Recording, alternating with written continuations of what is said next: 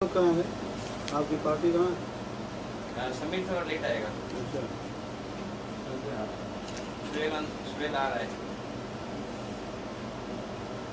Master میں بھی کم ہوگی دیکھو.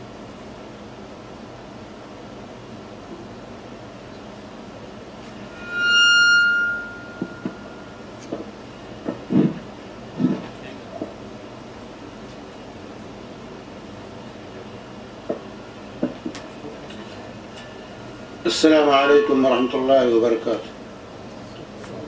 الحمد للہ رب العالمین الصلاة والسلام على خاتم الانبیاء والمرسلین وعلى آلہ وصحبہ اجمعین.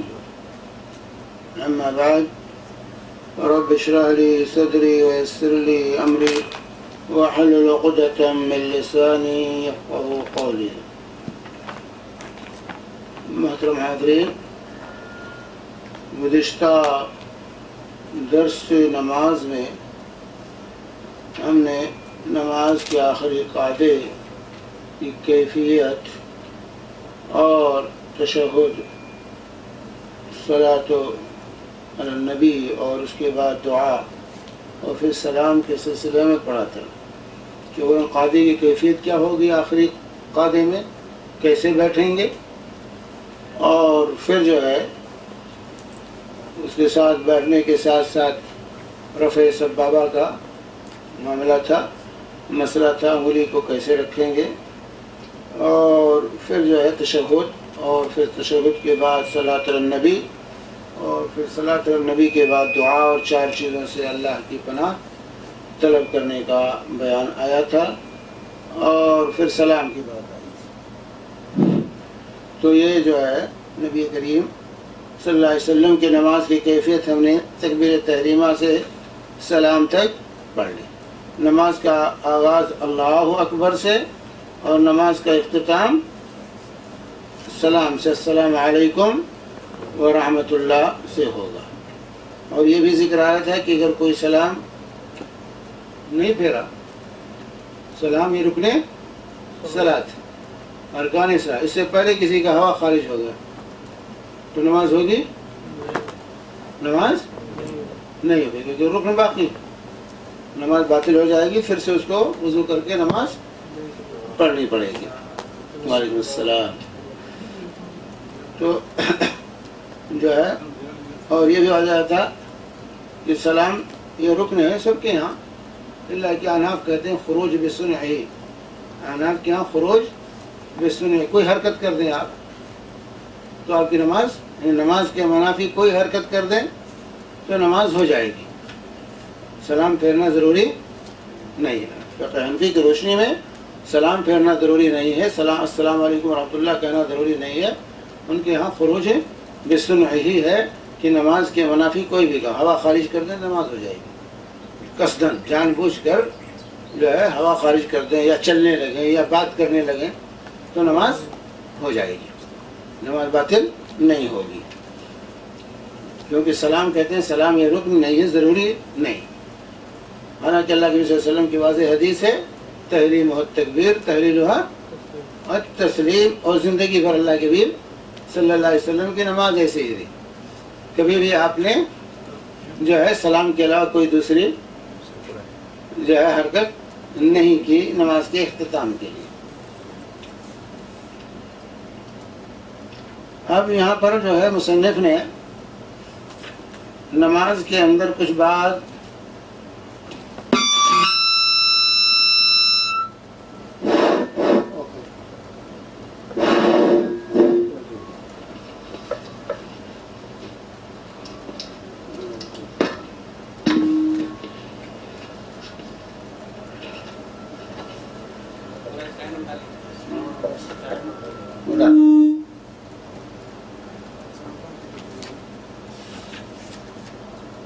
نماز کے اندر بعض اشیاء اور بعض افعال کا ذکر کیا ہے کہ بعض امور ہیں جو نماز میں نہیں ہونا چاہیے، اور بعض وہ امور ہیں جن سے نماز میں اگر واقع ہو جائیں تو نماز پر کوئی اثر نہیں پڑے گا. یہاں پر پہلی بات جو پیش کی ہے کہ نماز کے اندر اگر آپ نماز پڑھ رہے ہیں اور سامنے سانپ آ گیا، بچھو آ گیا، تو اگر آپ نے اس کو مار دیا تو اس سے نماز میں جو ہے کوئی خلل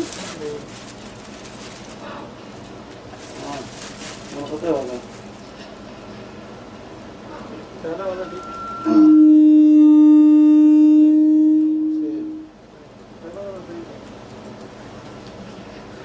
اس پر کور نکال دیں مولانا،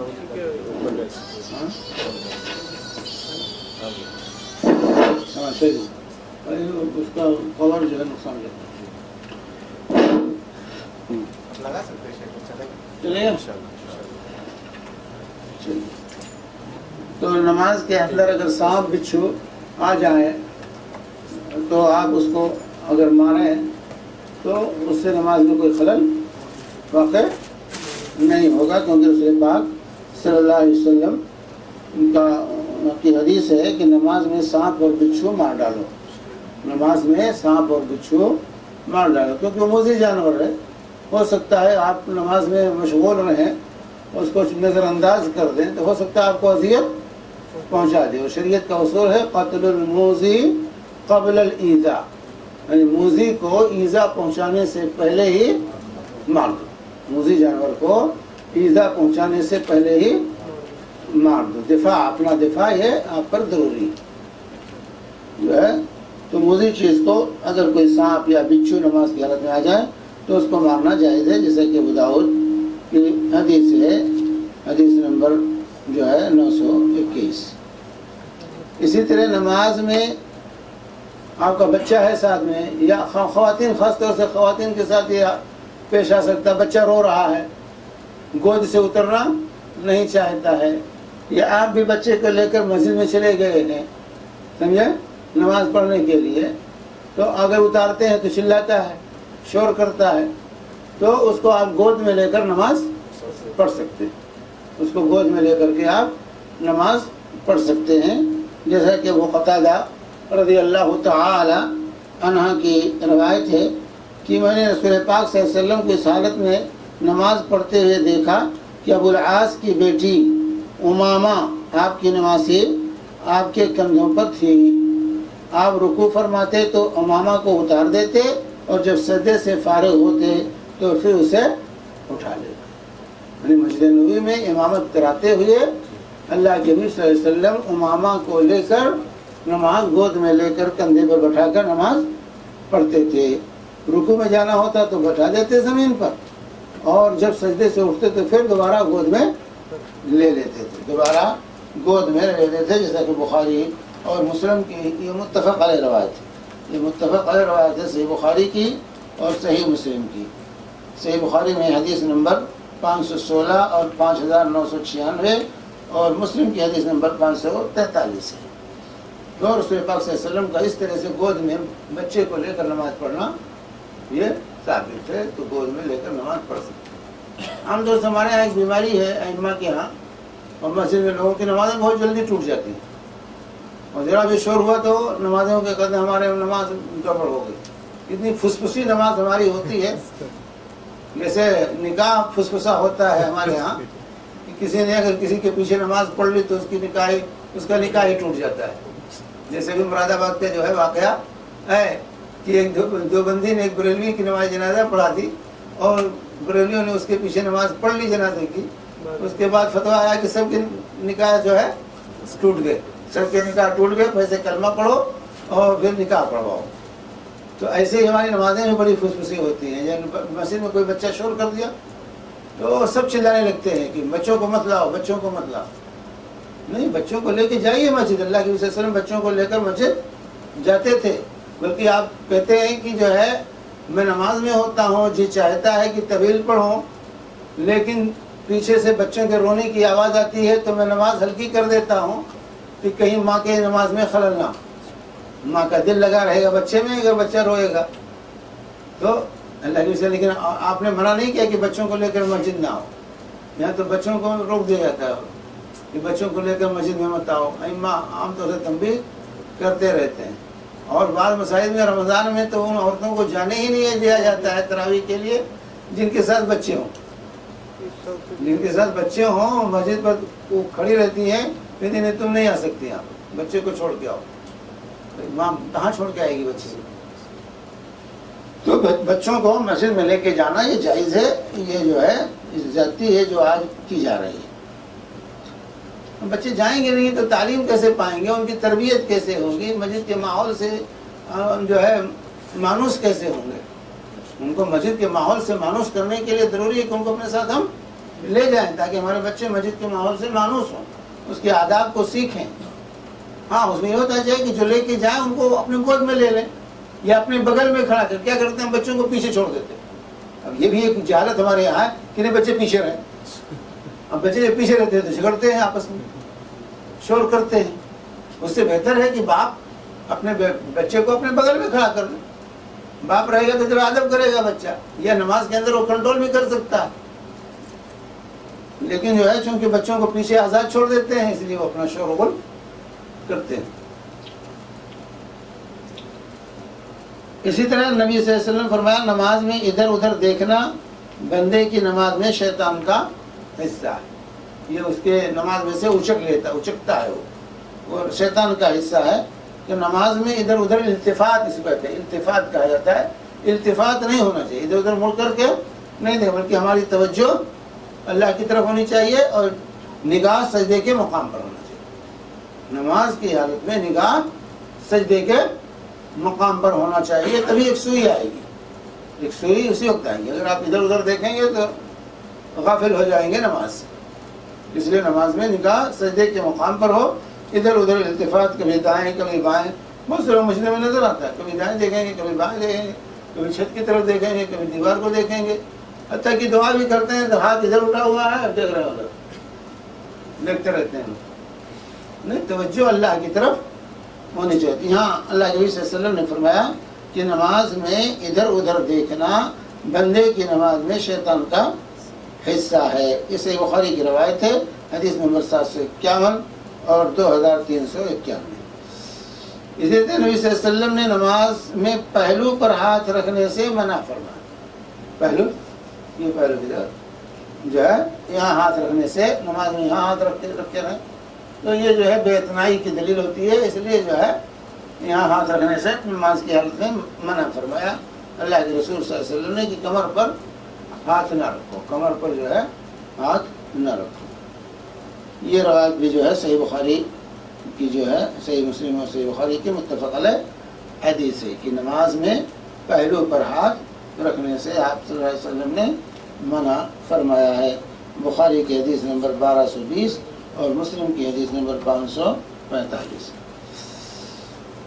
اسی طرح نماز نبی کریم صلی اللہ علیہ وسلم نے فرمایا جب کسی کو نماز میں جمائی آئے تو اسے حتی المقدور روکے، کیونکہ اس وقت شیطان منہ میں داخل ہوتا ہے۔ جب انسان جمائی لیتا ہے، ہاں ہاں کرتا، منہ کھول دیتا ہے، تو شیطان کو اندر گھسنے کا موقع مل جاتا ہے، اندر گھسنے کا موقع ملتا ہے۔ اس لیے جب جمائی آئے تو اس کو روکنے کی کوشش کی جائے، روکنے کی کوشش کی جائے، فوراً جیسے ہاتھ رکھ لیں، فوراً اس پر ہاتھ رکھ لیں تو وہ رک جائے گا۔ لیکن ہاتھ نہیں رکھیں گے، ہاں کرتے رہیں گے تو شیطان کو گھسنے کا، ہنسنے کا موقع ملتا ہے، کیونکہ اس وقت انسان کی شکل بدل جاتی ہے، شکل بدل جاتی ہے جو جمائی آتی ہے، تو اس پر شیطان ہنستا بھی ہے اور جو ہے گھستا بھی ہے، دونوں چیزیں۔ تو آپ نے اس حدیث کے اندر فرمایا کہ جو ہے جب کسی کو نماز میں جمائی آئے تو اسے حتی المقدور روکے، اور روکنے کے لیے ضروری کہ وہ اپنا ہاتھ اس پر رکھ لے، اپنا ہاتھ رکھ لے تاکہ جو ہے وہ رکھنے سے جو کیا ہوگا وہ رکے گا، کم ہو جائے گا اور جلدی ختم ہو جائے گا، اور دوسرے شیطان کو پھر داخل ہونے کا موقع نہیں ملے گا۔ حتی المقدور روکے کیونکہ اس وقت شیطان منہ میں داخل ہوتا ہے۔ یہ بھی روایت صحیح مسلم کی ہے 2995 نمبر کی۔ ایک روایت میں ہے کہ جمائی کے وقت ہاں ہاں نہ کہو، کیونکہ اس سے شیطان خوش ہوتا ہے، اس سے شیطان خوش ہوتا ہے۔ جیسا کہ حدیث جو ہے وہ یہ بھی صحیح بخاری کی ہے، حدیث نمبر 3289 اور 6223 6226۔ تو جو ہے دونوں چیزوں کی تلیہ، تو اس کو حتی المقدور روکیے، اس سے شیطان داخل ہوتا ہے، اور دوسری چیز یہ ہے کہ ہاں ہاں مت کیجئے کیونکہ اسے شیطان خوش ہوتا ہے، وہ ہنستا ہے آپ کی اس جمعی پر۔ اس طرح نبی صلی اللہ علیہ وسلم نے فرمایا لوگوں کو حالت نماز میں نگاہیں آسمان کی طرف اٹھانے سے باز آ جانا چاہیے، ورنہ ان کی نگاہیں اچک لی جائیں گی۔ بہت سے لوگ ہوتے ہیں دیکھتے ہیں آسمان کی طرف، نگاہ اوپر اٹھاتے ہیں۔ نماز کی حالت میں جو ہے نگاہ اوپر نہیں اٹھانا چاہیے، نگاہ سجدے کے مقام پر ہونا چاہیے، سجدے کے مقام کی طرف جو ہے نگاہ مرکوز ہونی چاہیے۔ آسمان کی طرف نگاہ اٹھانا یہ صحیح نہیں ہے۔ آپ نے کہا کہ وہی سنائی کہ کہیں ایسا نہ ہو کہ ان کی نگاہیں اچک لی جائیں، یعنی بصارت آپ کی ختم ہو۔ نگاہ اچک لینے کا مطلب کہ آپ کی بینائی ختم ہو جائے، اس لیے نماز پڑھتے ہوئے نگاہ اوپر نہیں دوڑانی چاہیے۔ یہ روایت بھی صحیح مسلم کی ہے، حدیث نمبر 428 اور 429۔ حضرت صاحب رضی اللہ تعالی عنہ نے معاویہ رضی اللہ عنہ کے ساتھ مقصورہ میں جمعہ پڑھا۔ یہ مقصورہ جو ہے کہ کیا مطلب ہے؟ مقصورہ یا مسجد کے اندر جب خطرات بڑھے تو ایک چھوٹا سا جو ہے حفاظت کے لیے جو ہے مقصورات بنائے جاتے تھے، تو گھیر دیا جاتا تھا، گھیر کر، اور عمرہ وہاں نماز پڑھتے تھے۔ عمرہ جو ہے وہاں نماز پڑھتے تھے تاکہ جو ہے خطرے سے محفوظ۔ مسجد کے اندر ہی ایک حصہ بنا دیا جاتا تھا تاکہ عمرہ وہاں نماز پڑھیں اور جو ہے وہاں خطرہ جو ہے نہ رہے۔ تو کہتے ہیں کہ مقصورہ میں حضرت معاویہ رضی اللہ تعالی عنہ نے نماز پڑھی تو حضرت صاحب نے کھڑے ہو کر نماز شروع کر دی، تو دوسرے لوگ بھی ساتھ میں رہتے تھے، دوسرے لوگ بھی وہاں ساتھ میں، جماعت سب لگتی تھی، صفوں کے ساتھ ہی رہتے تھے، سب لگتے تھے، لوگ نماز پڑھتے تھے، دوسرے لوگ بھی وہاں موجود ہوتے تھے۔ تو کہتے ہیں صاحب بن یزید جو ہے، جو حدیث کے راوی رضی اللہ تعالی عنہ، تو یہ نماز ختم ہوئی کہ فوراً کھڑے ہو کر انہوں نے، جمعہ کی نماز ختم ہوئی کہ فوراً کھڑے ہو کر کے سنت پڑھ لیں۔ جیسے ہماری عادت ہے آج کل عادت ہے جو ہے کہ جیسے سلام پھیرتا ہے امام، سنت پڑھنے کے لیے ہم بےتاب ہو جاتے ہیں، فوراً سنت میں مشغول ہو جاتے ہیں، حالانکہ یہ خلاف سنت ہے، یہ خلاف سنت ہے۔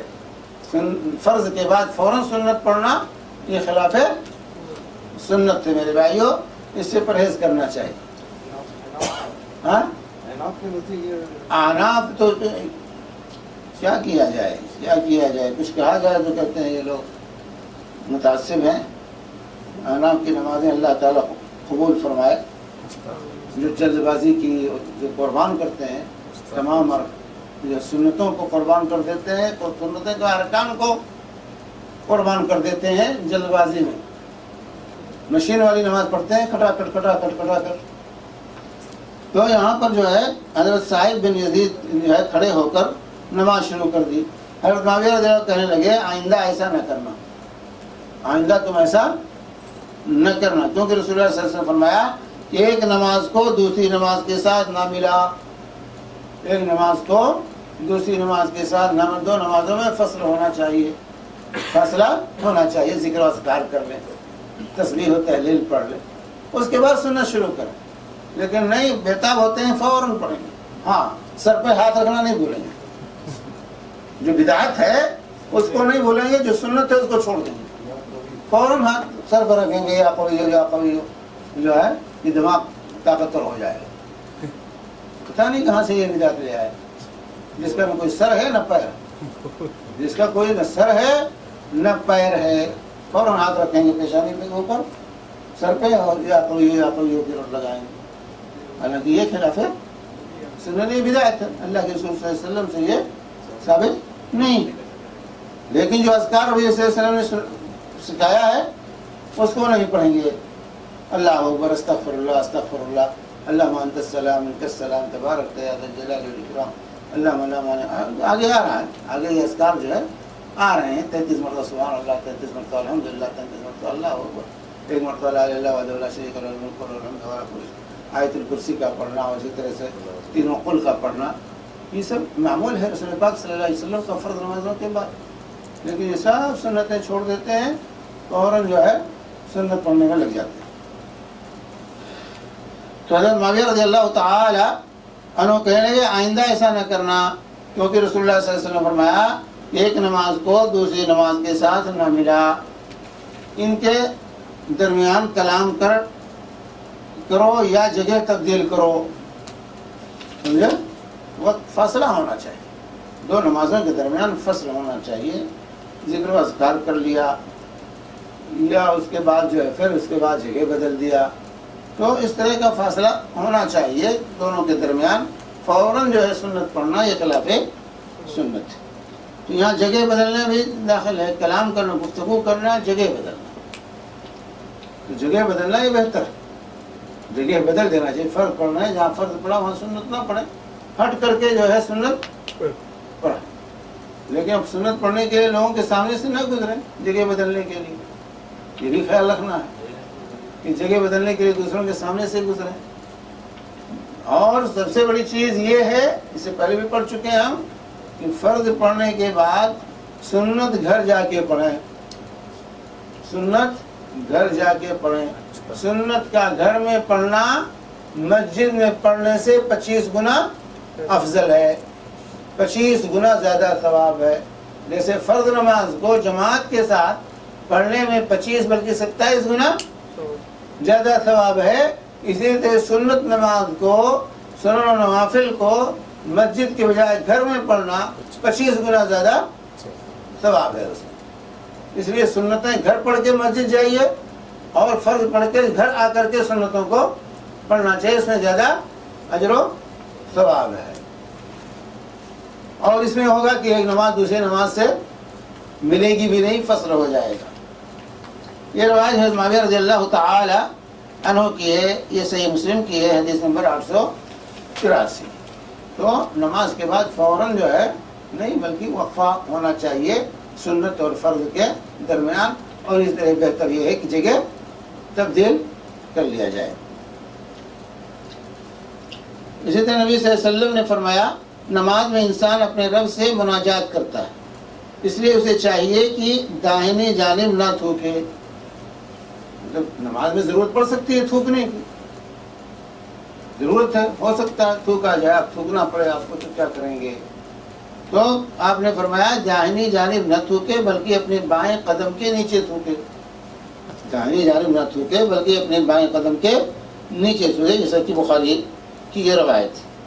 اب یہاں واضح ہونا چاہیے اس حدیث کو پڑھتے ہوئے کہ اس زمانے میں مسجد میں قالینیں نہیں بچھی تھی، مسجد نبوی کچی زمین تھی، سنگ ریزے بچھے ہوئے تھے، چٹائیاں بھی میسر نہیں تھیں، اسی پر صحابہ نماز پڑھتے تھے، اسی کچی زمین پر صحابہ اللہ کے رسول صلی اللہ علیہ وسلم نماز پڑھا کرتے تھے۔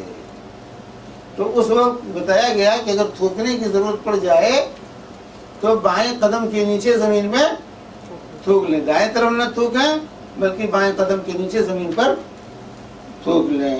لیکن آج کوئی اس پر عمل کرے کہ قالین پر جو ہے تھوکے نہیں میرے بھائی، اس کے لیے دوسری حدیث بھی ہے اللہ کے حبیب صلی اللہ علیہ وسلم کی کہ اپنے کپڑے پہ تھوک کر کے اس طرح کر دیں۔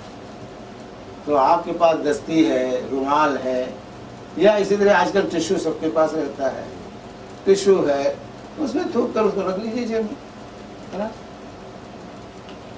اس نے بتایا کہ نہیں قبلے کی طرف نہ تھوکیں اور دائیں طرف نہ تھوکیں، یہ دو چیزوں سے منع کیا گیا، قبلے کی طرف بھی تھوکنے سے منع کیا گیا ہے اور دائیں طرف تھوکنے سے منع کیا گیا۔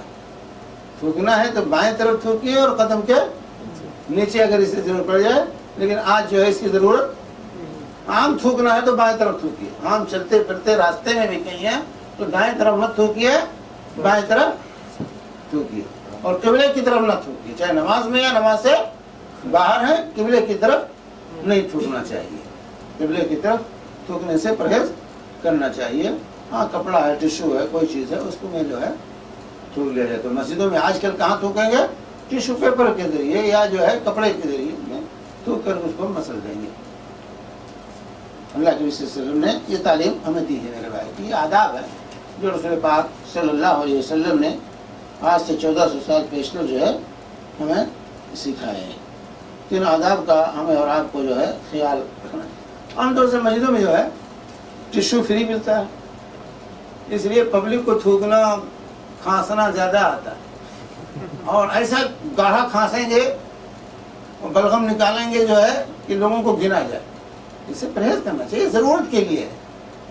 یہ عام دیکھا گیا مساجد کے اندر سب کو وہیں سب سے زیادہ کھانسی آتی ہے، سب سے زیادہ تھوک آتا ہے، سب سے زیادہ.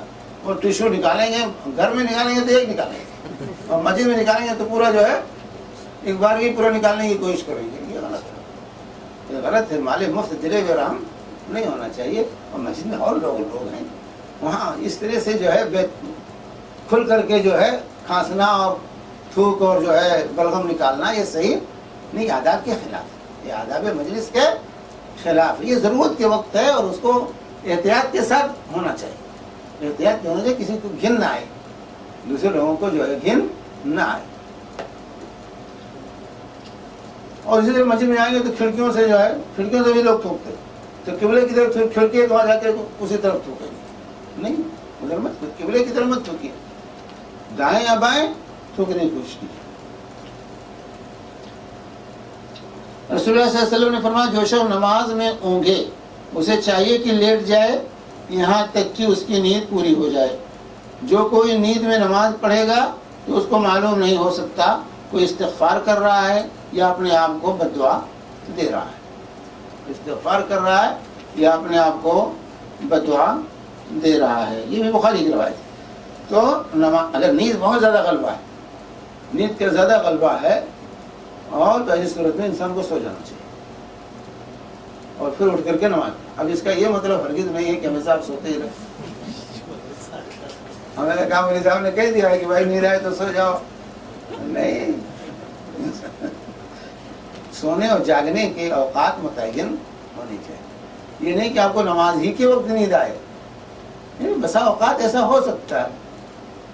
عام طور سے جو ہے آج کل رمضان میں قیام اللیل وغیرہ کے موقع پر ایسا ہوتا ہے کہ لوگ سب چلے جاتے ہیں، کھڑے رہتے ہیں، وہ سوتے رہتے ہیں نماز میں.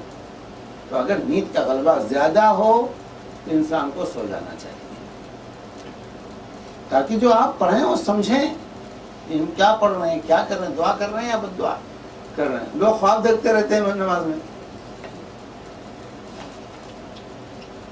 یہ زید بن ارقم رضی اللہ تعالیٰ عنہ سے روایت ہے کہ ہم نماز میں باتیں کیا کرتے تھے.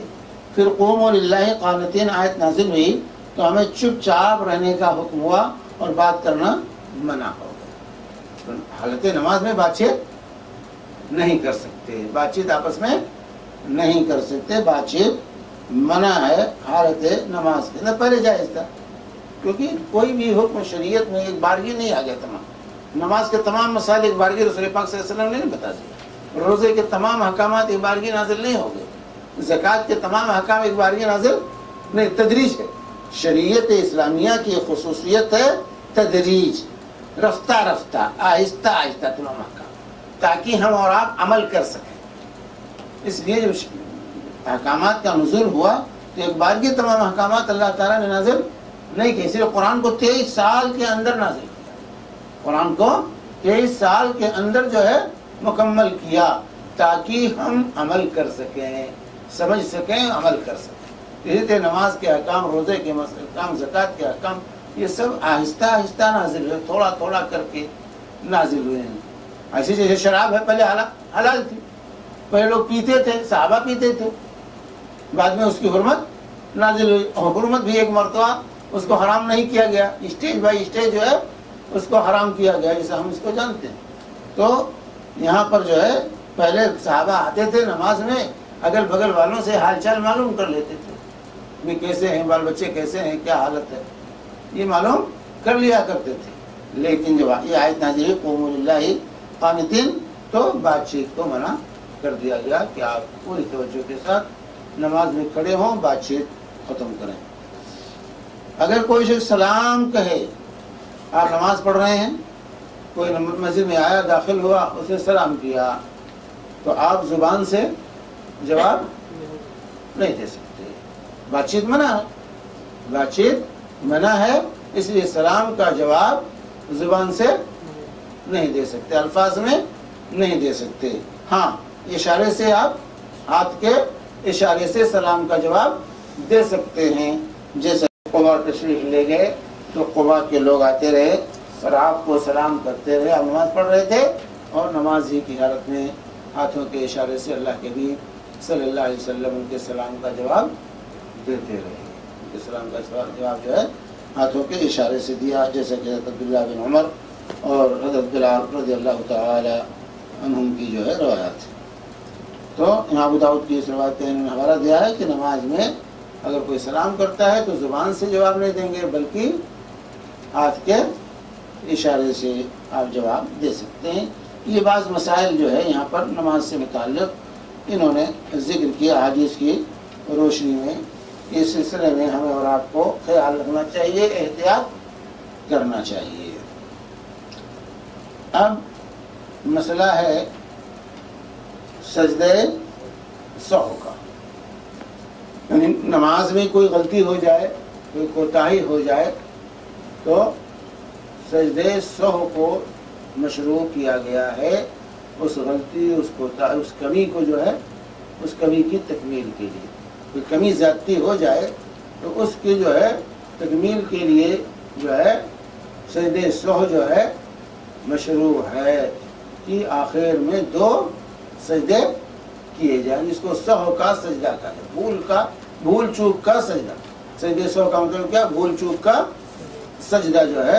تو یہ نماز کے اخیر میں 2 سجدے رکھے گئے ہیں کہ نماز میں کمی ہو جائے یا نماز میں زیادتی ہو جائے تو ایسی صورت میں، یا شک آ جائے تو ایسی صورت میں جو ہے اخیر میں 2 سجدے جو ہے مشروع کیے گئے، 2 سجدے مشروع کیے گئے۔ اب یہ کمی اور زیادتی جو ہے اگر کوئی واجب ترک ہوا ہے یا سنت ترک ہوا ہے، واجب ترک ہوا ہے تو صرف سجدہ سہو کافی ہے، لیکن اگر رکن ترک ہوا ہے، رکن چھوٹا ہے تو رکن کا اعادہ ہوگا اور سجدہ سہو ہوگا۔ اس رکن کا اعادہ کریں گے، اس کمی کو پورا کریں گے اور پھر سجدہ سہو کریں گے، یہ واجب ہے۔ اب یہ ہے کہ سجدہ سہو سلام سے پہلے کریں یا سلام کے بعد کریں، سلام سے پہلے کریں سجدہ سہو یا سلام کے بعد کریں۔ یہ واضح ہونا چاہیے کہ سجدہ سہو سلام سے پہلے بھی جائز ہے، سلام کے بعد بھی جائز ہے، دونوں جائز ہے۔ ائمہ کا اختلاف صرف افضلیت کا کہ افضل کیا ہے۔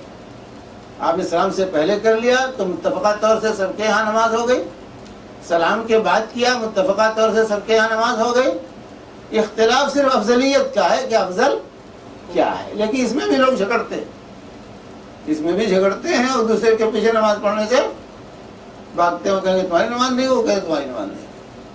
تو یہ لاعلمی کی وجہ سے اس طرح کی چیزیں آتی ہیں۔ سب متفقہ طور سے اس میں مانتے ہیں کہ سجدہ سہو سلام سے پہلے بھی مشروع ہے، سلام کے بعد بھی مشروع ہے، اور جو ہے اختلاف صرف جو ہے افضلیت کا، افضل کیا ہے اور جو ہے مفضول کیا ہے۔ تو اس سلسلے میں یہ احادیث کی روشنی میں جو ہے شوافی کیا ہے سلام سے پہلے، احناف کیا ہے سلام کے بعد۔ شوافی کیا ہے سلام سے پہلے، احناف کیا ہے سلام کے بعد جو ہے، اور مالکیہ کیا ہے کمی اور زیادتی میں فرق کیا ہے ان لوگوں نے، کمی میں سلام سے پہلے، زیادتی میں سلام کے بعد۔ اور امام احمد بن حنبل کیا ہے کہ جن حالات میں اللہ کے رسول نے سلام سے پہلے کیا ہے ان حالات میں سلام سے پہلے کیا جائے، جن حالات میں سلام کے بعد کیا ہے ان حالات میں سلام کے بعد کیا جائے، اور اس کے علاوہ جو حالات پیدا ہوں تو زیادتی کی صورت میں سلام کے بعد اور کمی کی صورت میں سلام سے پہلے۔ یہ صرف افضلیت کیا ہے، ورنہ آپ سلام سے پہلے کر لیں، سلام کے بعد کر لیں، نماز ہو جائے گی، کسی کا کوئی اس میں اختلاف، جواز میں کوئی اختلاف نہیں ہے، اختلاف صرف افضلیت کا ہے۔ آئیے حدیث کی روشنی میں خلاصہ میں پیش کر دوں۔ خلاصہ یہ ہے سجدہ سہو کا کہ زیادتی کی صورت میں سلام کے بعد اور کمی کی صورت میں سلام سے پہلے، کیونکہ کمی میں تکمیل ہوتا ہے. تکمیل کیا حصہ ہے؟ تو وہ ہے کہ نماز ہی کا حصہ ہے، اس لیے سلام سے پہلے ہونا چاہیے. زیادتی کی صورت میں جو سجدہ سہو ہے تو وہ ترغیما للشیطان ہے، شیطان کو ذلیل کرنا ہے، اس لیے وہ سلام کے بعد ہونا چاہیے. سمجھے؟ یہ حکمت جو ہے علماء نے بیان کی ہے. اور اگر شک کی بنیاد ہے، شک ہو گیا کہ جو ہے کتنی رکعتیں پڑھی ہیں، 2 پڑھی یا 3 پڑھی، 2 پڑھی یا 4 پڑھی، 3 پڑھی یا 4 پڑھی، شک ہو گیا، تو ایسی صورت میں دیکھنا ہے کہ آپ کا ظن غالب کیا ہے. ظن غالب کیا ہے؟ 3 پر ٹھہراؤ ہے یا 4 پر؟ تو ظن غالب پر آپ عمل کریں گے. ظن غالب کا پتہ کیسے چلے گا؟ آپ سوچیں گے کہ بھائی کون کون صورتیں آج میں نے پڑھی ہیں، آج کون کون سی صورتیں پڑھی ہیں. اگر 2 صورتیں یاد ہیں پڑھی ہیں، اس کا مطلب 2 رکعت وہ ہماری ہو گئی. یہ یاد ہے کہ جو ہے قاد اولا میں نے کیا ہے، تو اس کا مطلب پہلی 2 رکعتیں مکمل ہیں، بعد کی 2 رکعتیں. تو اسی طرح سے جو ہے آپ اندازہ لگائیے. اگر ظن غالب یہ ہے کہ ہم نے اتنی رکعتیں پڑھی ہیں تو اسی کا اعتبار کرتے ہوئے جو ہے نماز کو پوری کریں، اور اخیر میں سلام کے بعد سجدہ سہو کریں.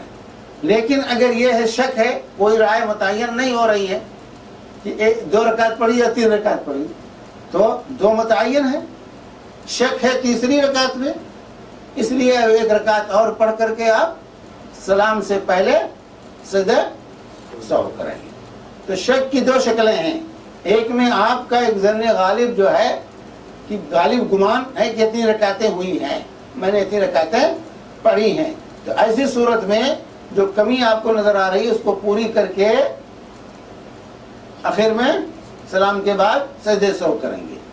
اور اگر شک ہے، کوئی رائے متعین، کوئی جانب، کوئی پہلو غالب نہیں ہے، تو ایسی صورت میں کمی کا اعتبار کریں گے اور اسی اعتبار سے نماز کو مکمل کر کے سلام پھیرنے سے پہلے سجدہ سہو کریں. تو 4 شکلیں ہوئی سجدہ سہو کی. سلام سے پہلے یا سلام کے بعد 4 شکلیں ہوئیں، جیسا کہ علامہ ابن تیمیہ رحمہ اللہ نے یہ تحقیق پیش کی، بھی حدیث میں پیش کرتا ہوں. تو اگر کمی ہوئی ہے تو سلام سے پہلے، زیادتی ہوئی ہے تو سلام کے بعد، اور اگر شک ہے تو اس کی 2 شکلیں ہیں. ظن غالب، آپ کا غالب گمان ہے کچھ رکعت پر، تو اسی کا اعتبار کریں گے اور باقی پوری کر کے سلام کے بعد سجدہ سہو کریں گے.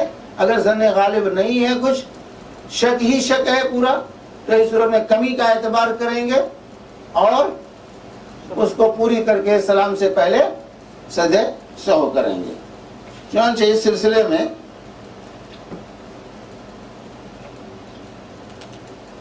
پہلی چیز یہ ہے کہ 2 رکعت انسان نے پڑھی اور 2 رکعت کے بعد وہ کھڑا ہو گیا، یعنی 3 رکعت کی نماز تھی، 4 رکعت کی نماز ہے، پہلا تشہد چھوڑ دیا جو ہے. تو اس صورت میں عبداللہ بن ابی بحینہ رضی اللہ تعالی عنہ کی روایت ہے، صحیح بخاری اور مسلم کی متفق علیہ، کہ صلی لنا رسول اللہ صلی اللہ علیہ وسلم رکعتین من بعض الصلوات ثم قام فلم یجلس، کہ اللہ کے حبیب صلی اللہ علیہ وسلم نے 2 رکعت پڑھائی اور پہلا قاعدہ نہیں کیا اور کھڑے ہو گئے.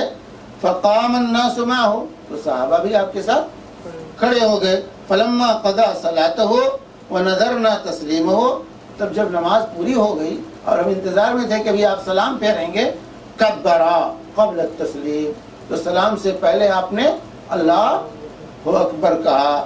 فسجد سجدتین، اور 2 سجدے کیے، وہ جالس بیٹھے ہوئے، ثم سلم، پھر آپ نے سلام کیا. تو یہاں قاد اولا چھوٹا، اس پر اللہ کے رسول صلی اللہ علیہ وآلہ وسلم نے جو ہے اس کا اعادہ نہیں کیا، بلکہ اخیر میں سلام پھیرنے سے پہلے تکبیر کہتے ہوئے 2 سجدے کر لیے. تو اگر قاد اولا، یہ کمی ہوئی تھی، قاد اولا کا نہ ہونا نماز میں کمی ہو گئی، تو اگر قاد اولا چھوٹ جائے، اسی سے علماء نے کہا کہ اگر واجب چھوٹ جائے تو سجدے سو سلام سے چھوٹ جائے، کمی ہو گئی تو سلام سے پہلے کر لیں گے۔ قاعدہ اولا چھوٹ گیا تو سجدے سو سے بات پوری ہو جائے گی، قاعدہ کرنے کی ضرورت نہیں ہوگی۔ تو آپ نے سلام پھیرنے سے پہلے 2 سجدے کیے، پھر سلام پھیر دیا۔ دوسری روایت مغیرہ بن شعبہ رضی اللہ تعالی عنہ کی ہے، اور یہ روایت ابو داؤد ابن ماجہ وغیرہ کی ہے۔ مغیرہ بن شعبہ کہتے ہیں رسول پاک صلی اللہ علیہ وسلم نے فرمایا اذا قام احدكم من الركعتين فلم يستتم قائما فليجلس، کہ اگر تم میں سے کوئی شخص 2 رکعتوں کے بعد جو ہے کھڑا ہو جائے اور ابھی پورا کھڑا نہیں ہوا ہے، کھڑا ہو رہا ہے، اتنے میں یاد آ گیا یا لقمہ لوگوں نے دے دیا، اس کو خود یاد آ گیا یا پیچھے سے مقتدیوں نے لقمہ دے دیا، منفرد ہے تو خود یاد آ گیا یا امام کو خود یاد آ گیا کہ میں قاعدہ اولا چھوڑ کے جا رہا ہوں، تو اگر پورا کھڑا نہیں ہوا، کھڑا ہو رہا ہے، تو وہ آپ نے فرمایا فلیجلس، وہ بیٹھ جائے۔ فَإِذَا اسْتَتَمَّ قَائِمًا فَلَا يَجْلِسْ، اگر سیدھا کھڑا ہو گیا ہے تو لاکھ مقتدی سبحان اللہ سبحان اللہ کہتے رہیں، امام کے لیے بیٹھنا جائز نہیں، کیونکہ وہ رکن میں پہنچ چکا ہے۔ رکن میں پہنچنے کے بعد واجب کی طرف لوٹنا صحیح نہیں، رکن میں پہنچنے کے بعد واجب کی طرف لوٹنا صحیح نہیں ہے۔ فلا یجلس، تو وہ بیٹھے گا نہیں، اگر سیدھے کھڑا ہو گیا تو پھر بیٹھے گا نہیں، وہ کھڑا رہے گا، یہ قاعدہ اولا کی بات ہے۔ لیکن اگر رکن چھوڑ کر جا رہا ہے، رکن میں دوسرے رکن میں سجدہ نہیں کیا اور کھڑا ہو گیا، سجدہ نہیں کیا اور کھڑا ہو گیا، تو گرچہ وہ کھڑا ہو گیا تو فوراً سجدے میں جانا ہے لوٹ کر۔ یاد رکھیں اگر رکن چھوٹا ہے تو اس رکن کے لیے اس کو لوٹنا ہوگا جب تک کہ دوسری رکعت میں وہ رکن کا موقع نہیں آ جاتا۔ دوسری رکعت میں جب تک اس پہلے رکن کا موقع نہیں، جیسے سجدہ چھوٹ گیا، تو جب تک دوسری رکعت میں سجدے کا وقت نہیں آتا، جب بھی یاد آئے تو اس کو اس سجدے کی طرف لوٹنا ہے اور بعد میں سجدے سو کرنا ہے۔ لیکن اگر سجدے دوسری رکعت میں سجدے کے وقت یاد آیا تو ایک رکعت اس کی کالعدم ہو گئی اور یہی دوسری رکعت پہلی رکعت ہو جائے گی، کیونکہ رکن چھوٹ گیا تو وہ رکعت نہیں ہوئی۔ جس رکعت میں رکن چھوٹ گیا تو وہ رکعت نہیں ہوئی۔ تو سجدے کا وقت اگر آ گیا تو اب وہ سجدے میں جائے گا اور پھر ایک رکعت مزید پڑھے گا۔ سلام اس صورت میں کس میں دے گا؟ سجدے سے پہلے کس میں یہ نقص ہوا کہ زیادہ ہوا؟ اس کیا؟ صورت میں ایک زیادہ ہو گیا اس کا، کس کا؟ مطلب جو نماز پڑھ رہا تھا سجدہ کیا، وہ مطلب پہلی رکعت سجدہ نہیں کیا نا، اس نے سجدہ نہیں کیا، سجدہ چھوڑ دیا ہے، سجدہ چھوڑ دیا ہے اس نے، تو اب وہ اس سجدے کی وجہ سے جو ہے ایک رکعت اس کی چلی گئی، ایک رکعت پوری کرے گا، کمی کو پوری کرے گا اور سجدے 100 کرے گا۔ وَيَسْجُدُ السَّجْدَتَيْ السَّهْوِ فَلَا يَجْلِسْ، تو نہ بیٹھے، وَيَسْجُدُ السَّجْدَتَيْ السَّهْوِ، اور وہ 2 سجدے کر لے۔ تو بیٹھنے نہ بیٹھنے کی کیفیت یہاں بتائی گئی اس حدیث میں مغیرہ بن شعبہ رضی اللہ تعالی عنہ کی، کہ کب اگر بیٹھنے سے اٹھ رہا ہے تو یاد آ گیا ہے جائے تو فوراً بیٹھ جائے، لیکن سیدھے کھڑا ہو گیا ہے تو نہیں بیٹھ۔ اب آخری قاعدہ ہے اور آخری قاعدے میں کھڑا ہو گیا تو کیا کرے گا؟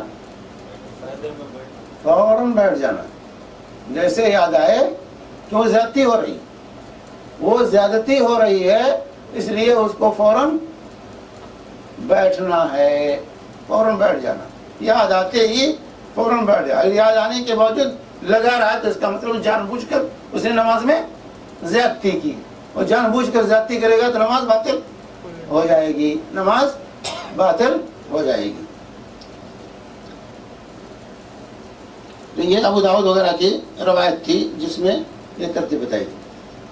اب اگر انسان نے 5 رکعت پڑھ لی، تو یہاں اس سے معلوم ہوا کہ قاعدہ اولا اگر چھوٹ جائے تو سلام سے پہلے سجدہ 100 کرے گا، اس روایت سے ہی معلوم۔ اگر 5 رکعتیں اس نے پڑھ لی، 5 رکعت پڑھ لیا، اس کے بعد یاد آیا، کہتے ہیں کہ عبداللہ بن مسعود رضی اللہ تعالیٰ عنہ روایت کرتے ہیں جن رسول اللہ صلی اللہ علیہ وسلم صلی الظہر خمسا، اللہ کے رسول صلی اللہ علیہ وسلم نے ظہر کی نماز 5 رکعت پڑھی۔ میرے بھائیوں، اب کوئی کہے بھائی اللہ کے رسول سے کیسے غلطی ہو گئی، آپ تو معصوم تھے۔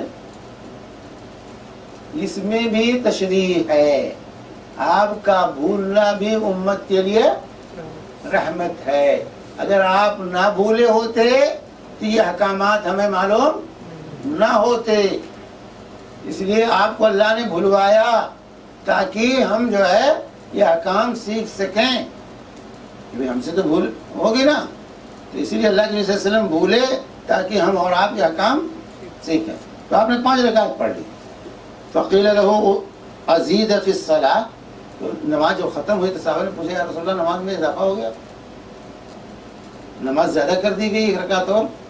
تو آپ نے فرمایا ماذا، یہ کیا معاملہ، یہ سوال کہاں سے پیدا ہوا؟ قال صلیت خمسا، صحابہ نے کہا آپ نے 5 رکعت پڑھی۔ فسجد سجدتین بعد ما سلم، تو سلام تو پھیر ہی چکے تھے، فوراً آپ نے 2 سجدے کیے، فوراً آپ نے 2 سجدے کیے۔ تو اگر 5 رکعت پڑھ لے تو سجدے 100 صرف کافی ہے، اور سلام کے بعد سجدے 100 کب ہوگا؟ زیادتی یہاں ہوئی نا، تو زیادتی کی صورت میں آپ نے سلام کے بعد جو ہے سجدے 100 کیا۔ یہ متفق علیہ روایت ہے بخاری اور مسلم کی، بخاری کی حدیث نمبر 1226 ہے اور مسلم کی 572۔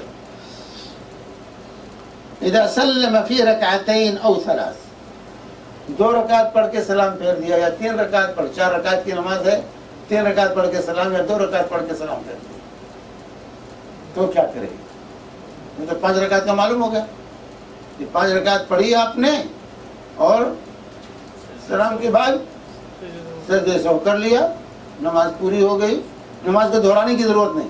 اور روایت کس کی ہے؟ عبداللہ بن مسعود رضی اللہ تعالی عنہ کی، یہ حضرت عبداللہ بن مسعود رضی اللہ تعالی، لیکن اناف کہتے ہیں نماز دہرانی پڑے گی، اناف کیا ہے کہ نماز دہرانی پڑے گی۔ 5 رکعت پڑھ لیا تو کہتے ہیں اگر یاد آ جائے تو 1 رکعت اور پڑھے۔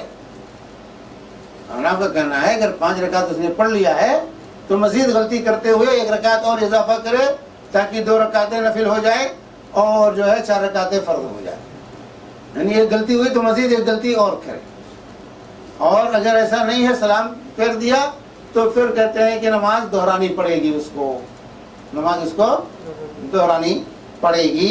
حالانکہ یہ عبداللہ بن مسعود جن کے بارے میں اناف کا یہ دعویٰ ہے کہ ہماری فقہ عبداللہ بن مسعود کے فقہ کے مطابق ہے، کہ عبداللہ مسعود ہی رضی اللہ تعالیٰ عنہ کی روایت ہے کہ 5 رکعت پڑھنے کے باوجود بھی اللہ کے رسول نے نماز دہرائی نہیں بلکہ صرف سجدے 100 کیا۔ اذا سلم فی رکعتین او 3، 2 رکعتوں میں یا 3 رکعت پر سلام پھیر دے تو کیا کرے گا؟ حضرت ابو ہریرہ رضی اللہ تعالی عنہ روایت کرتے ہیں کہ رسول اللہ صلی اللہ علیہ وسلم انصرف من 2، 2 رکعت پڑھ کر آپ نماز میں سلام پھیر دیا، فقال ہو ذو الیدین، اور پھیر ہی نہیں دیا، سلام پھیر کر کے مسجد سے آپ نکل بھی گئے، آپ گھر چلے گئے، مسجد سے آپ نکل کے گھر چلے، اپنے حجرے میں چلے گئے۔ تو کہتے ہیں فقال ہو ذو الیدین، تو ذو الیدین نے کہا اقصرت الصلاۃ اقصرت الصلاۃ ام نسیت یا رسول اللہ، اقصرت الصلاۃ ام نسیت یا رسول اللہ، یا رسول اللہ نماز کم کر دی گئی ہے یا آپ بھول گئے ہیں؟ تو وہاں ہے کہ جو ہے اللہ کے رسول نے کہا کہ جو ہے لم تقصر ولم انسا، نہ میں بھولا ہوں اور نہ ہی نماز کم کی گئی۔ کہا آپ نے 2 ہی رکعت پڑھی، فوراً آپ لوٹے، مسجد میں آئے، صحابہ سے پوچھا کہ کیا یہ صحیح ذو الیدین صحیح کہہ رہے ہیں؟ صحابہ نے کہا، بلکہ حدیث میں ہے کہ کچھ لوگ جو جلدی نکلنے والے تھے مسجد کے دروازے پر پہنچ چکے تھے، مسجد کے دروازے پر گئے تھے اور آپس میں گفتگو بھی ہو رہی تھی کہ کیا ہو گیا، آج نماز کم کر دی گئی یا زیادہ ہو جو ہے بھول گئے ہیں آپ۔ تو اللہ کے نبی صلی اللہ علیہ وسلم اصدق ذو الیدین، صحابہ سے پوچھا کیا ذو الیدین صحیح کہتے ہیں؟ فقال الناس نعم، تو لوگوں نے کہا ہاں۔ فقام رسول اللہ صلی اللہ علیہ وسلم فصلی 2 اخرعین، پھر اللہ کے نبی صلی اللہ علیہ وسلم 2 رکعتیں پڑھی، آپ فوراً کھڑے ہوئے تکبیر کہی اور 2 رکعتیں پوری کی. ثم سلم، 2 رکعت پڑھ کر آپ نے سلام پھیر دیا. 2 رکعت پڑھی، سلام پھیرا. ثم کبر، پھر اللہ اکبر کہا. فسجد مثل سجودہ او اطول ثم رفع، تو 2 سجدے بلکہ اسے لمبے کیے پہلے سجدوں کی طرح، یا کہتے ہیں کہ اسے لمبے 2 سجدے کیے سلام پھیرنے کے بعد. یہ سجدے سلام پھیرنے کے بعد. یہ بھی بخاری اور مسلم کی جو ہے متفق علیہ روایت ہے. بخاری کی حدیث نمبر 1228 اور مسلم کی 573. اسی طرح سے عمران بن حسین رضی اللہ تعالی عنہ روایت کرتے ہیں. یہ بھی روایت جو ہے صحیح مسلم کی ہے، حدیث نمبر 574 جو ہے. کہتے ہیں کہ رسول پاک صلی اللہ علیہ وسلم نے عصر کی نماز پڑھائی. فسلم فی 3 رکعت پر آپ نے سلام پھیر دیا. ثم دخل منزلہ، پھر اپنے گھر میں داخل ہو گئے. فقام الیہ رجل یقال له الخرباق، پھر ایک صاحب جن کا نام خرباق تھا وہ جو ہے آپ کے پاس پہنچے. فقال یا رسول اللہ، فذکر له صنیعہ، آپ کو خطاب کیا اور کہا کہ یہ نماز آپ نے 2 ہی رکعت یا 3 رکعت پڑھائی ہے. وخرج غضبان، اللہ کے غصے میں نکلے. یجر رداءہ، آپ کی چادر گھسڑ رہی تھی.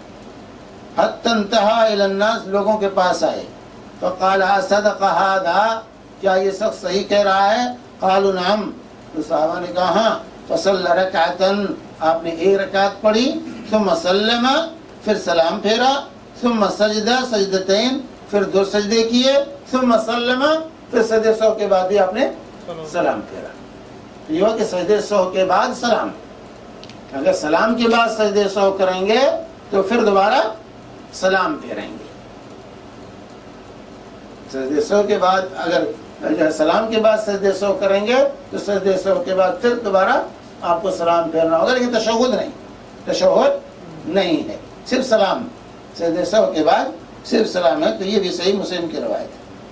تو ان روایات سے یہ معلوم ہوا کہ اگر انسان نے جو ہے کم رکعتیں پڑھی ہیں اور سلام پھیر دیا ہے، بات چیت بھی ہو گئی ہے اور نکل کر مسجد سے باہر بھی جا چکا ہے، تو تب بھی اس کو نماز دہرانے کی ضرورت نہیں ہے. نماز دہرانے کی ضرورت نہیں ہے. باقی جو رکعتیں ہیں اس کو پوری کر کے بعد میں سلام پھیرنے کے بعد سجدے 100، کیونکہ زیادتی ہوئی، یہاں بھی زیادتی ہوئی. سلام زیادہ پھیرا، نکل کر گئے، پھر بات چیت بھی ہوئی، تو اس کے بعد جو ہے سلام کے بعد سجدے 100. اذا لم يدری کم صلی، اب یہ ہے چوتھی شکل یہ ہے کہ یہ پتہ نہیں کتنی رکعتیں پڑھی، یہ پتہ نہیں کہ کتنی رکعتیں بھول گئے، شک ہو گیا. تو یہاں بھی عبداللہ مسعود رضی اللہ تعالی عنہ روایت کرتے ہیں کہ صلی رسول اللہ صلی اللہ علیہ وسلم، قال ابراہیم زاد او نقص، کمی ہوئی یا زیادتی ہوئی. فلما سلم قیل له، جب آپ نے سلام پھیر دیا تو لوگوں نے کہا یا رسول اللہ احدث فی الصلاۃ شیء، کیا نماز میں کوئی چیز واقع ہو گئی ہے، کوئی نئی چیز آئی ہے؟ قال وما ذاک، آپ کا کیا معاملہ ہے؟ قالوا صلیت کذا وکذا، آپ نے ایسے ایسے پڑھا. فثنى رجلیہ واستقبل القبلہ، تو آپ نے اپنا پیر موڑا، قبلہ رخ ہوئے. وسجد سجدتین، اور آپ نے 2 سجدے کیے. ثم سلم، پھر آپ نے سلام کر دیا. ثم اقبل علینا، پھر ہماری طرف آپ متوجہ ہوئے. قال فقال انه لو حدث في الصلاة شيء، کہ اگر نماز میں کوئی چیز واقع ہوئی ہوتی انبأتکم به، تو میں تمہیں اس کی خبر دے دیتا. ولكن انما انا بشر، لیکن میں انسان ہوں، بشر ہوں. لیکن آج بہت سے مسلمانوں کو یہ قضیہ سمجھ میں نہیں آتا، کہتے ہیں آپ بشر. قرآن پکار کے کہہ رہا ہے قل انما انا بشر مثلکم، اللہ کے بھی وسلم یہاں فرما رہے ہیں انما انا بشر انسا کما تنسون، میں انسان ہوں، جیسے تم بھولتے ہو میں بھی بھولتا ہوں. جب سے تم سے بھول چوک ہوتی ہے مجھ سے بھی بھول چوکتی ہے. یہ نبوت کی شان کے خلاف نہیں ہے. نسیان، بھول چوک یہ طبعی چیز ہے، طبعی چیزیں نبوت کے منافع نہیں ہیں. یہ نبوت کی شان کے منافع نہیں، اس سے نقص لازم نہیں آتا نبوت میں. تو کہا انسا کما تنسون، جیسے تم بھولتے ہو میں بھی بھولتا. فَإِذَا نَسِيتُ فَذَكِّرُونِي، تو جب میں بھول جایا کروں تو مجھے یاد دلا دیا کرو. جب بھولوں تو مجھے یاد دلا دیا کرو. تو لوگوں کو لقمہ دینا چاہیے، سبحان اللہ کہنا چاہیے امام پر. یہاں کہتے ہیں نہیں لقمہ دو گے تو تمہاری بھی نماز، اور امام نے قبول کر لیا تو اس کی بھی نماز چل جائے. یہ فتوے ہیں کہ اگر لقمہ دے دیا تو لقمہ دینے والے کی نماز، اور امام نے اگر لقمہ قبول کر لیا تو اس کی نماز چل جاتی. حالانکہ اللہ کے نبی صلی اللہ علیہ وسلم نے ایک مرتبہ آپ نے امامت کرائی، جہری نماز تھی، ایک آیت آپ سے غلطی ہو گئی پڑھنے. نماز سے جب فارغ ہوئے تو ابی بن کعب سے پوچھا بھائی تم تھے میرے پیچھے کہاں؟ ہاں. تو کہا تو نے یاد کیوں نہیں دلایا مجھے؟ میں فلاں آیت میں نے غلط پڑھی اور یہ آیت رہ گئی مجھ سے، نہیں چھوٹ گئی، تو تم نے یاد کیوں نہیں دلایا؟ اگر امام قرأت میں بھی غلطی کر رہا ہے تو مقتدی کا کام اگر یاد ہے اس کو تو یاد دلا دے. قرآن غلط نہ پڑھے. قرآن غلط پڑھا جائے، چھوڑ کر پڑھے اور ہم خاموش پیچھے کھڑے رہیں جانتے ہوئے. ہم کہتے ہیں اگر لقمہ دے دیا تو اس کی نماز چلی گئی، اگر امام نے لقمہ قبول کر لیا تو اس کی نماز چلی گئی. اللہ رحم فرمائے. بہرحال تو آپ فرماتے ہیں کہ فَإِذَا نَسِيتُ فَذَكِّرُونِي، جب میں بھول جاؤں تو مجھے یاد دلا دو. وَإِذَا شَكَّ، پھر آپ نے فرمایا وَإِذَا شَكَّ أَحَدُكُمْ فِي صَلَاتِهِ، جب تم میں سے کوئی شخص نماز میں شک کرے، کسی کی نماز میں شک واقع ہو جائے، فَلْيَتَحَرَّ الصَّوَابَ، تو جو صحیح ہے اس کا تخمینہ لگائے، اس کا تخمینہ لگائے، سوچے کہ کیا کتنے رکعتیں، فَلْيُتِمَّ عَلَيْهِ، اور اسی پر اپنی نماز پوری کرے. یعنی ظن غالب کیا ہے اس کا اعتبار کرتے ہوئے نماز پوری کرے. ثُمَّ لِيَسْجُدْ سَجْدَتَيْنِ، پھر وہ 2 سجدے کر لے، پھر وہ 2 سجدے کر لے. تو اگر کسی ایک پر ظن غالب ہوتا ہے کتنی رکعتیں ہماری ہوئی ہیں تو اسی کا اعتبار کر کے باقی رکعتیں پوری کرے گا، اور پھر جو ہے نماز پوری کرنے کے بعد 2 سجدے سہو کرے گا. اور اگر کوئی چیز ذہن غالب نہیں ہوتا تو اس سلسلے میں رسول پاک صلی اللہ علیہ وسلم کی حدیث ہے.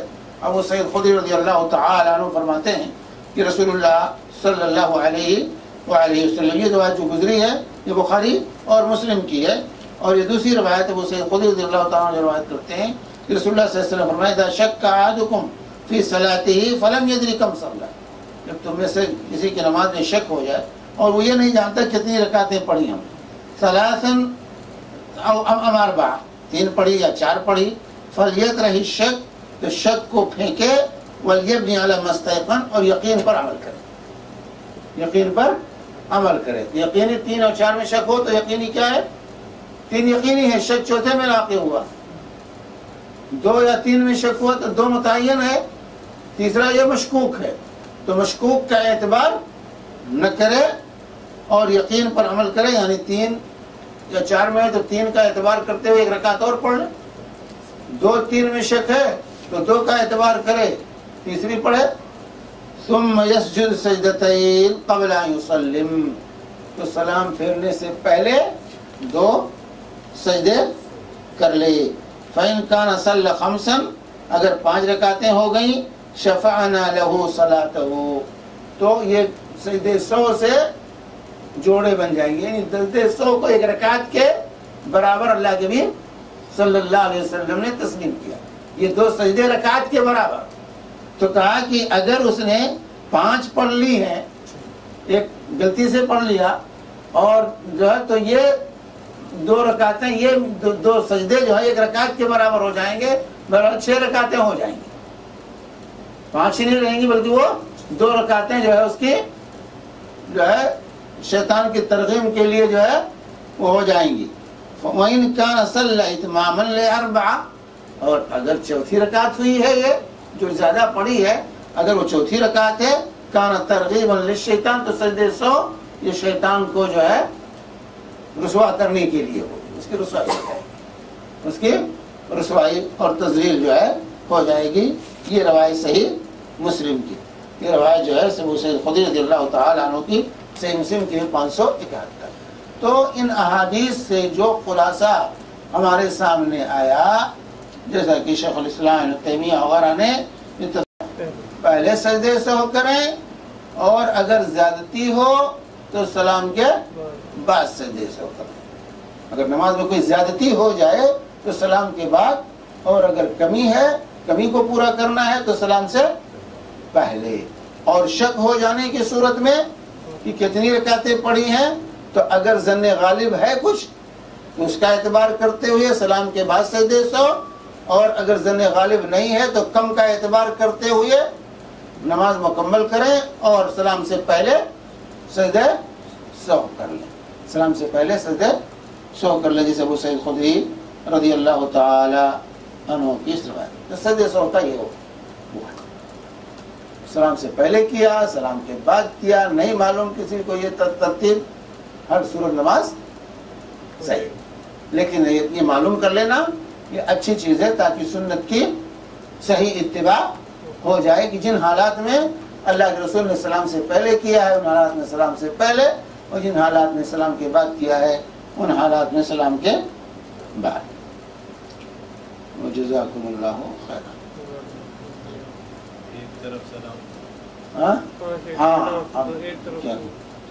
فقہ حنفی احناف کا جو معمول ہے کہ وہ ایک تو پورا تشہد آخر تک نہیں پڑھتے، وہ عبدہ و رسولہ تک تشہد پڑھتے ہیں، اس کے بعد ایک طرف سلام کرتے ہیں، پھر 2 سجدے کرتے ہیں، پھر 2 سجدے کرنے کے بعد پھر مکمل تشہد پڑھتے ہیں اول سے آخر تک، پھر سلام پھیرتے ہیں۔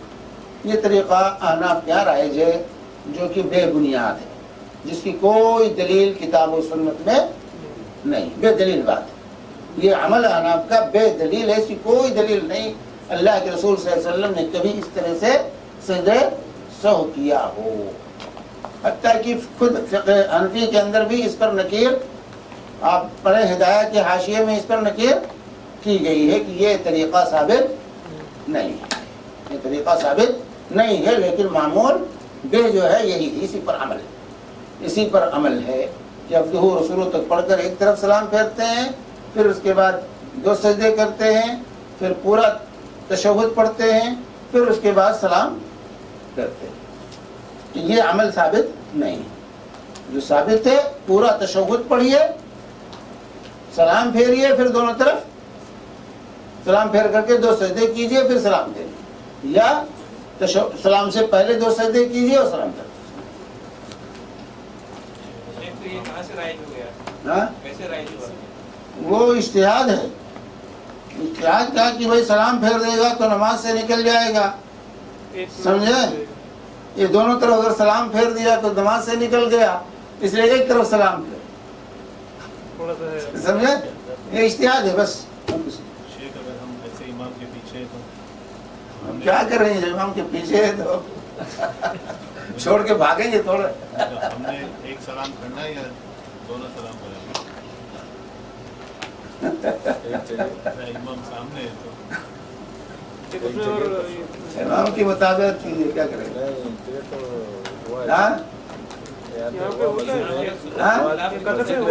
خطر میں ہاں تو اس نے ہاں، اب جرأت آ رہی ہے امام کے اندر، اب تھوڑی سی جرأت پیدا ہو رہی ہے۔ بنگالی امام تھا، ہاں کوئی ہوگا، کوئی خطری نہیں رہا ہوگا وہاں پر۔ خطری نماز بعد میں تھوڑا الگ پڑھ لیا، ہاں۔ اس نے غصہ کیا تو ہاں، غصہ کیا ہوگا۔ ہماری نماز کو تم نے توڑ دیا، ہاں، ہماری نماز کو تم نے خراب کر دیا، تو پھر نماز الگ پڑھی، اس نے نماز بنا کے نماز پڑھنے کی ضرورت نہیں تھی، آخر میں اس سے دس وقت ملتا ایک ہم امام کو فالو کریں گے تو اللہ کے رسول کو مخالفت کریں گے، چلے گا؟ نہیں، اللہ کے رسول کی مخالفت نہیں جائز ہے بھائی۔ اللہ کے رسول سے کہیں ثابت نہیں ہے کہ انہوں نے ارے بھائی جعل الامام لیتم بھی امام بنایا تاکہ اس کی اقتداء کی جائے، اللہ کے رسول نے کہا امام کی اقتداء کرو، سمجھے؟ جہاں امام کی غلطی کے خلاف کرنے کے لائق ہو وہاں کیجئے۔ امام زور سے آمین نہیں کہتا، آپ زور سے کہیے، کوئی بات نہیں۔ امام رفع دین نہیں کرتا، آپ رفع دین کیجئے، سمجھے؟ لیکن جہاں چلنے والا نہیں ہے کیا کریں گے؟ یہ 2 رکعت بھولنے کے بعد کیونکہ ہم نے بھولا ہے، کم ہوئی ہے، سمجھو جیسے کہ اللہ کے رسول صلی اللہ علیہ وسلم 2 رکعت پڑھ کے باہر چلے گئے تھے اور پھر ان کو یاد دلایا گیا، پھر انہوں نے آ کے 2 رکعت مکمل کر کے سلام پھیرنے کے بعد سجدے کیے، जैसे आपने बताया अभी, हालांकि 2 रकात कम हो गए थे, उन्होंने आके मुकम्मल किए। हाँ, 2 रकात कम हो गए थे, मुकम्मल किए, लेकिन सलाम जो ज्यादा हुआ कि नहीं, सलाम की ज्यादती हुई, मस्जिद से निकलने की ज्यादती हुई, गुफ्तगू बातचीत हुई, ये सब ज्यादा अमल हुआ कि नहीं हुआ, इसके एतबार से किया। नहीं, कमी नहीं रह गई ना, कमी तो पूरी हो गई, वो कमी तो मुकम्मल हो गई।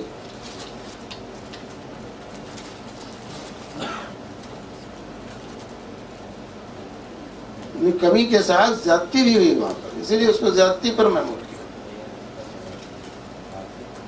किया। शेख साहब, अगर नमाज की सूरत में कोई सामने से चला जाए, बोलते नमाज टूट गई, तो वो नमाज दोहरानी,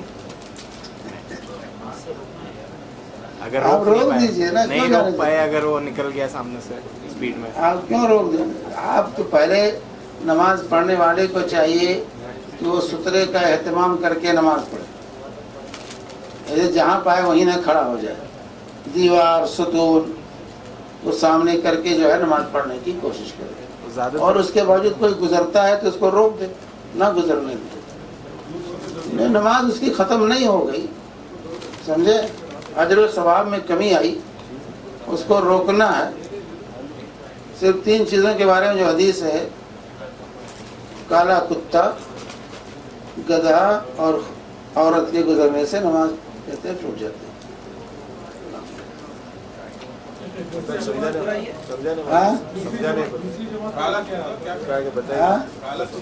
काला कुत्ता, गधा और औरत, यक़्तउस्सलात का लफ्ज़ है हदीस में, यक़्तउस्सलात, सलात को तोड़ देती है, गधे का, कुत्ते का, काले कुत्ते का, कल्बुल अस्वद। हदीस आएगी इंशाअल्लाह, जो आएगा हदीस आएगी तो वहाँ बहस करेंगे इंशाअल्लाह। हरम में नमाज पढ़ते वक्त तो होता है? हाँ, नहीं, देखिए हरम, देखिए एक तो है हरम में नमाज पढ़ते हुए, चाहे हरम हो चाहे मस्जिद में, गुजरने वाले को हर जगह ख्याल करना कि नमाजी के सामने से ना गुजरे, लेकिन कोई मजबूरी है, जैसे हरमैन में भीड़ भाड़ का आपकी मजबूरी रहती है, अगर मजबूरी है तो अलग मामला है, मजबूरी का हुक्म मुस्तस्ना है, समझे, मजबूरी का हुक्म, या इसी तरह जमात हो रही है तो सब के सामने से गुजरने में कोई हरज नहीं, समझे, जमात हो रही है, सफ़े लगी हुई है, तो सबके सामने से अगर कोई गुजर रहा है तो ये जायज़, कहीं भी दुनिया में इमाम के सामने से मत गुजरे, मुक्तदियों के सामने से गुजरना जैसे यहाँ आमतौर से होता है, लोगों का वजू टूट जाता है, खड़े रहते हैं, कहते हैं नमाजी के सामने से कैसे गुजरे, सब में खड़े, हालांकि जायज़ नहीं नमाज पढ़ना उस हालत में, हराम है नमाज पढ़ना। अगर नमाज आप पढ़ेंगे उस हालत में वजू टूटने के बावजूद तो गुनहगार होंगे, आपको फौरन नमाज तोड़ करके जाना है, कहते कैसे जाए, नमाजी के सामने से जाइए। अल्लाह के रसूल ने कहा कि नाक पे हाथ रखो और चले जाओ, तो नमाजियों के सामने से कहीं भी गुजरा जाए। हाँ, मुनफरिद कोई पढ़ रहा है या इमाम है तो उसके सामने से नहीं गुजरना चाहिए, इमाम के सामने से ना गुजरिए, और मुनफरिद कोई तनहा नमाज पढ़ रहा है उसके सामने से ना गुजरिए, सब के सामने से गुजरना जायज़ है। जैसे बुखारी की रवायत है कि अल्लाह के नबी सल्लल्लाहु अलैहि वसल्लम नमाज पढ़ा रहे थे मिना में, मैं अपने गधे पर सवार होकर आया, बाद सबके सामने से गुजरा, गधे को छोड़ दिया और फिर आकर के सब में शामिल हो गया, लेकिन मुझे किसी ने नहीं टोका। और अब्दुल्लाह बिन अब्बास कहते हैं मुझे किसी ने नहीं टोका कि तुमने ये क्या हरकत की। इसी तरह मर्जुल मौत में अल्लाह के रसूल अबू बकर सिद्दीक नमाज पढ़ा रहे थे, अल्लाह के रसूल सल्लल्लाहु अलैहि वसल्लम हज़रत अब्बास और अली रज़ी अल्लाह अन्हुमा के सहारे मस्जिद में तशरीफ लाए और जाकर के जो है अबू बकर सिद्दीक रज़ी अल्लाह तआला अन्हु के बाएं बैठ गए। तो आप सबके सामने से गुजरे बगैर इमाम के पास कैसे पहुंचे? नमाज के दौरान बच्चे कभी भागते उनको रोकना नहीं? हाँ, बच्चे कभी सबने भागते दौड़ने दीजिए, हम लोग क्या बात है, नहीं रोकना, क्या रोकने की जरूरत क्या, नमाज आपका नहीं खलल होता उससे कुछ। अरे उनको तंबीह के लिए अगर आपके सामने आया पकड़ लिया ऐसे तो कोई हर्ज नहीं। नफिल में रोकना नहीं, नफिल हो चाहे फर्ज हो, آپ جو ہے اس کو پکڑ سکتے ہیں، لیکن اگر گزر رہا ہے تو اسے نماز میں کوئی خلل نہیں ہوگا، نماز آپ کی ہو گئی۔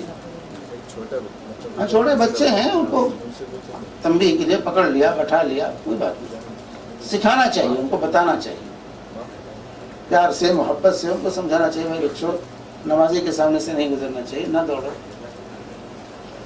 دوسری جماعت بنانا، ہاں دوسری جماعت بنانا چاہیے۔ پہلے تو یہ واضح ہونا چاہیے اصل جماعت پہلی جماعت ہے، جس جماعت میں شریک ہونے کا ہمیں حکم دیا گیا ہے وہ اصل ہے پہلی جماعت، سمجھے؟ یہ دوسری تیسری چوتھی چل رہی ہے تسلی کے لیے، سمجھے؟ تو آج جو فیشن ہو گیا ہے ہمارے یہاں، کہتے ہیں پہلی دوسری جماعت تو مل جائے گی، تیسری جماعت تو مل جائے گی، یہ غلط، یہ تصور غلط۔ رہا جہاں تک کیا دوسری جماعت کر سکتے ہیں تو کر سکتے ہیں، جائز ہے، اس کو ناجائز نہیں کہا جا سکتا، کیونکہ ترمذی کی روایت ہے کہ اللہ کے رسول صلی اللہ علیہ وسلم نماز سے فارغ ہوئے تو ایک صحابی پہنچ گئے، جماعت ان کی چھوٹ گئی، تو اللہ کے صلی اللہ علیہ وسلم نے فرمایا من یتصدق علی ھذا، اس پر کون صدقہ کرے گا؟ تو حضرت ابوبکر صدیق رضی اللہ عنہ تیار ہوئے اور جا کے ان کے ساتھ جماعت کر کے نماز پڑھی، حالانکہ پڑھ چکے تھے۔ تو یہ نماز پڑھا ہوا انسان دوسرے کو ثواب پہنچانے کے لیے جو ہے دوبارہ نماز پڑھ سکتا ہے سب جماعت بنا کر۔ تو دو تین اگر جو ہے جماعت جن کو نہیں ملی ہے وہ دونوں ابھی نماز نہیں پڑھے ہیں، وہ لوگ اگر جماعت بنا لیتے ہیں تو کوئی بات نہیں، لیکن سلف کے ہاں یہ معیوب سمجھی جاتی تھی بات۔ کیوں معیوب سمجھی جاتی تھی؟ معیوب سمجھنے کی وجہ یہ تھی کہ اہل بدعت ائمہ کے پیچھے نماز پڑھنے سے گریز کرتے تھے، جیسے جا کے آج بھی ائمہ حرم کے پیچھے ہمارے جو ہے بریلوی حضرات نماز پڑھنے سے گریز کرتے ہیں، شیعہ نماز پڑھنے سے بھاگتے ہیں۔ تو اس وقت چونکہ امام ہی حاکم ہوتا تھا تو حکام سے جن کو ناراضگی ہوتی تھی، یہ جو ہے خوارج اور اس طرح کے لوگ جو تھے وہ جو ہے الگ رہنا چاہتے تھے، تو اس کو مخالفت سمجھا جاتا تھا کہ گویا کہ امام کا حاکم کا مخالف ہے، اس لیے سلف اس کو معیوب سمجھتے تھے دوسری جماعت کو، کہ دوسری جماعت نہ کرائی جائے، بلکہ کہتے ہیں گھر میں جا کے کرا لو، گھر میں جا کے پڑھ لو، سمجھا؟ اس وجہ سے اس کو معیوب سمجھا جاتا تھا سلف کے زمانے میں دوسری جماعت کو، تاکہ اہل بدعت کو موقع نہ ملے۔ جیسے آج بھی جا کے حرم میں بھی دوسری جماعت کرتے ہیں لوگ، حرمین میں بھی جو اہل بدعت ہیں وہ نماز جماعت میں نہیں شریک ہوں گے، بعد میں جا کر کے وہ وہاں جو ہے دوسری جماعت کرتے ہیں۔ یہ میں کہوں گا غلط ہے، ایسی جو دوسری جماعت ہے یہ غلط ہے، نہیں ہونا چاہیے، کیونکہ اختلاف بین المسلمین کا مظہر ہے، لیکن عام حالات میں دوسری جماعت کرنے میں کوئی حرج نہیں۔ جیسے کہ حرم میں گئے، نماز ہو چکی ہے، وقت پہ نہیں پہنچے ہیں، کہیں سفر سے آئے تو دوسری جماعت بنانے حرم میں پہنچے، وقت ہو چکا تھا، مطلب ٹائم نہیں تھا، سفر سے آئے بے وقت پہنچے، نماز پڑھنا ہے، جماعت ہو چکی ہے، جا کے اپنا پڑھ لیجیے، الگ پڑھ گئے جماعت، تاکہ بدعتیوں کا وہ نہ ملے، شہر نہ ملے، جماعت نہیں بنانا، نہیں بنا اپنا الگ پڑھ لیجیے۔ حرم آفس میں بعض یہ فلسطینی لوگ ہیں جو نماز نہیں پڑھتے ساتھ، تو میں ایک بار پوچھا کہ کیوں نہیں پڑھتے بھائی ہمارے ساتھ، تو بولے میں الگ پڑھ لیتا ہوں۔ کیوں بولے تو وہ جو بولتے کہ جو امام صاحب پڑھاتے میں ان کو پسند نہیں کرتا ہوں، اچھا انسان نہیں، تو بولے کہ اس کی پیچھے نماز نہیں ہوتی ہمیں، تو یہ صحیح ہے شیخ؟ تو دوسری مسجد میں چلے جاؤ، وہ نہیں تو تمام ائمہ نہیں جو صحیح۔ مسئلے پہ ہم لوگ پڑھتے، ایک سے دو لوگوں کی بات سنا ہوئے، لوگ بولتے کہ جس سے ہمارا دل یہ نہیں ہے یا پھر وہ آدمی خراب ہے ان کی پیچھے نماز نہیں ہوتی، بولتے یہ بہانہ ہے شیخ ان کا؟ کیوں نہیں؟ کیا ہے اس کے اندر؟ کیوں نہیں پسند ہے؟ وہ ان کا کچھ آپسی چیز ہے، ہاں آپسی جھگڑے ہیں، نہیں پڑھتے الگ چیز ہے، لیکن کیوں نہیں پڑھتے؟ نماز پڑھنے میں کیا ایسا کچھ ہے شیخ؟ ضعیف حدیث تو ہے کیا کا مطلب؟ کیا وہ لوگ بولتے ہیں کہ حدیث میں ایسا ہے کیا حدیث میں؟ کہ کسی کے جس کو ہم پسند نہیں کرتے یا پھر جو انسان ہمارے نظر نہیں، نماز ہو جائے گی، نماز کسی نماز کی بات نہیں ہے، اس امام کو بدترین امام کہا گیا ہے کہ جس کو لوگ ناپسند کرتے ہیں۔